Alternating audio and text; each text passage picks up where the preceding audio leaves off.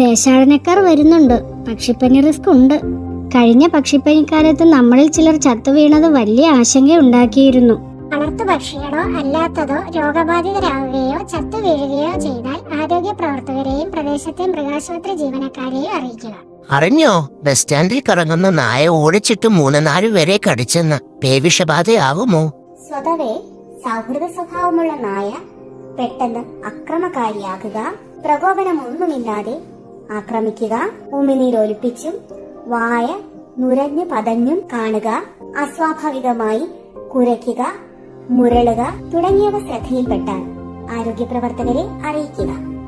ഇത്തരത്തിൽ പക്ഷിമൃഗാദികളുമായോ ജലസ്രോതസ്സുകളുമായോ ബന്ധപ്പെട്ട് മനുഷ്യരിലേക്ക് രോഗബാധയ്ക്ക് സാധ്യതയുള്ള സംഭവങ്ങൾ ശ്രദ്ധയിൽപ്പെട്ടാൽ അത് ആരോഗ്യപ്രവർത്തകരെ അറിയിക്കുന്നതിൽ നമുക്ക് ഓരോരുത്തർക്കും ഉത്തരവാദിത്തമുണ്ട്.